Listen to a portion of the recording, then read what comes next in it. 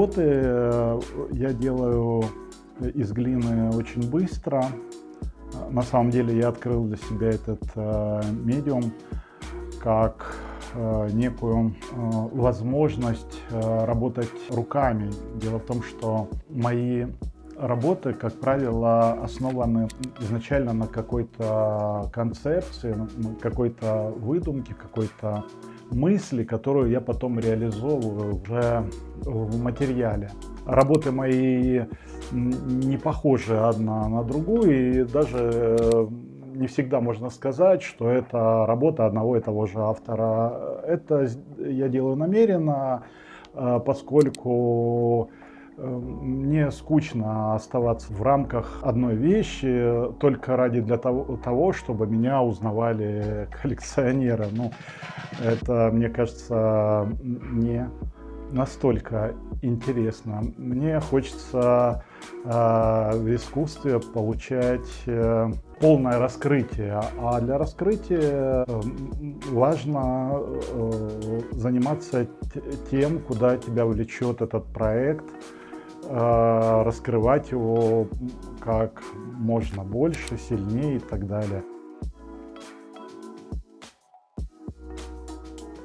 Я не разделяю занятия естественными науками и искусство. Они во мне живут совершенно органично. Вероятно, поэтому и нету личного какого-то когнитивного диссонанса внутри меня. Здесь все складывается абсолютно естественным образом. В общем-то, этот диапазон от искусства до науки и обратно, он един.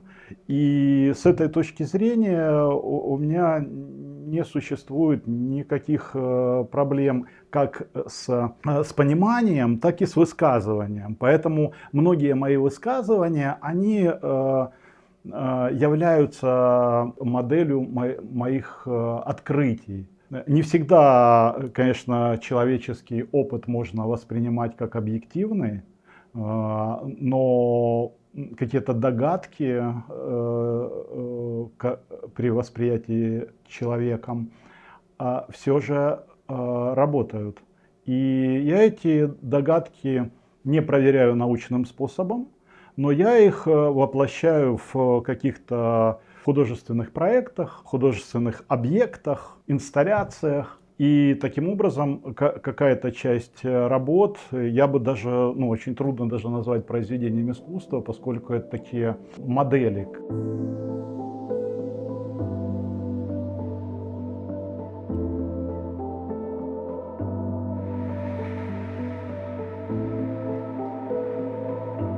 Кстати, если говорить о способностях, то я припоминаю, что в детстве я всегда мыслил какие-то предметы в 3D, то есть картинка или изображение меня меньше интересовали, чем какие-то предметы в объеме.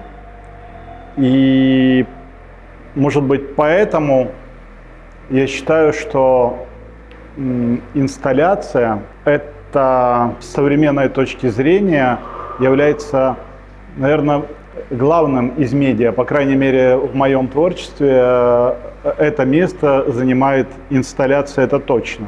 Другое дело, что традиционная инсталляция, если можно так выразиться, она в моем случае имеет какие-то продолжения.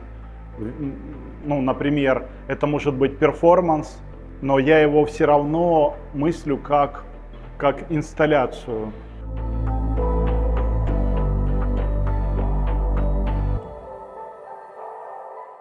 Я набираю людей, желающих, волонтеров, перформеров, и даю им какую-то партитуру, на основании которой они создают свой перформанс. Я так делал многократно. Это, например, был удачный перформанс в Пушкинском музее, назывался «Я случайно», я его сделал с театром, с людьми с ментальными особенностями, театр «Круг-2», и, конечно, с коллективом, потому что это очень важно, там работают очень хорошие специалисты. Мы делали в Пушкинском музее перформанс в рамках выставки «Всеобщий язык», и там были найдены люди, носители разных языков. Мы нашли 12 таких человек и расставили их на знаменитой розовой лестнице в Пушкинском музее. И они выкрикивали каждый на своем языке фразу «пока не исчезнет слово». Очень красивая работа. Там еще была музыка, предоставленная Олегом Макаровым, саунд-артистом. Ну и, в общем, достаточно красивое действие. Такие же практики распространяются на видео-арт, ну, подобное, да. Но опять же, я говорю, с фокусом на инсталляции, потому что, по моему мнению, инсталляция — это на сегодня королева изобразительности. Вот раньше, как говорили, живопись, да, живопись королева изобразительности. Сегодня это смещается в сторону инсталляции.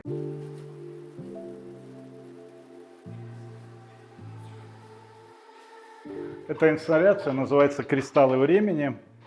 Ну и, собственно говоря, видно, как она сделана. Это аквариумы, наполненные водой. В них такие вот пробирочки песочных часов. В каждом из аквариумов 12 пробирок по 10 минут. Ну, предполагалось, что это сутки, суточник. На самом деле я занимаюсь созданием таких работ, которые взаимодействуют со зрителем, которые находятся в пространстве, которые далеко не всегда несут в себе образ, а скорее образ делают из зрителя, да?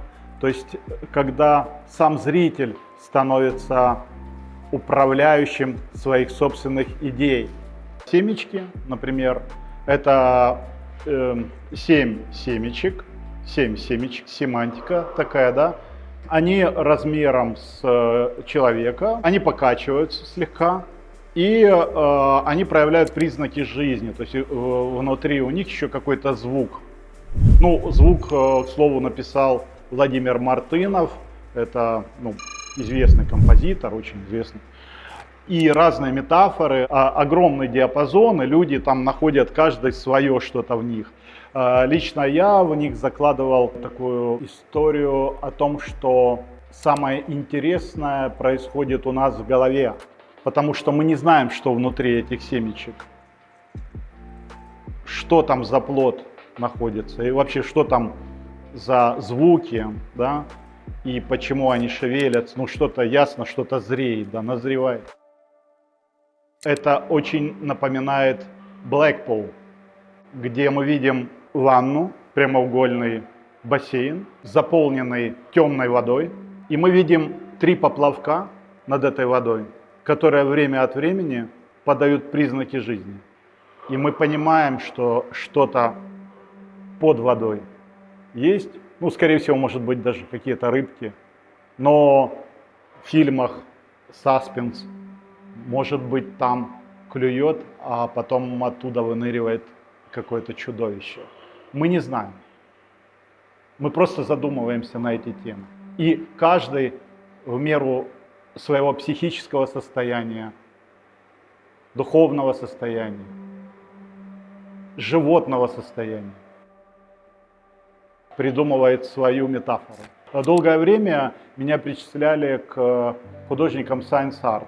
Ну, потому что, собственно, эстетика такая, да, какие-то колбы, вода, околонаучные метафоры и так далее.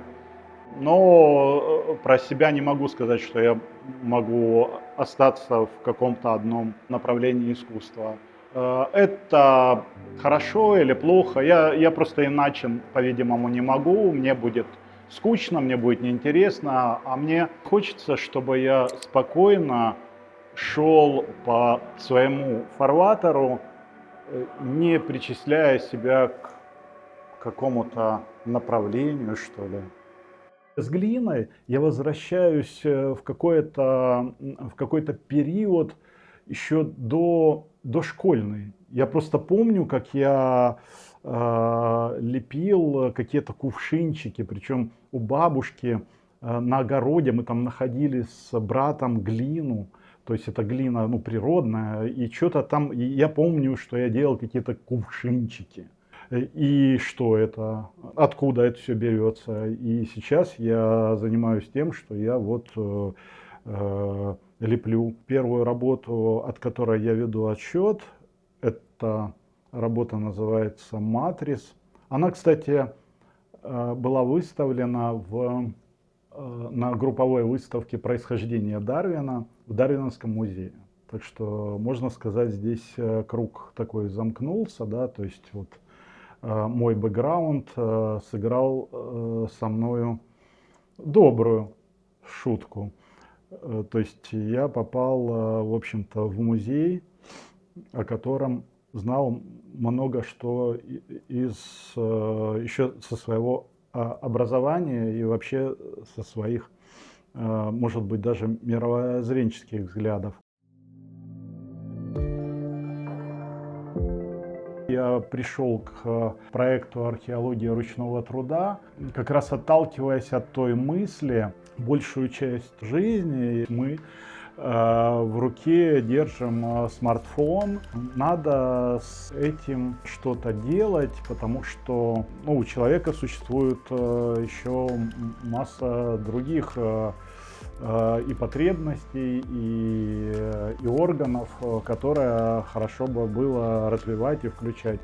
Вот как бы вот этот вот самый топор мог развиваться в какой-то утробе матери, не знаю, и при этом понимаем, что это своеобразная невозможность, своеобразная, может быть, даже шутка. Но это серьезная шутка.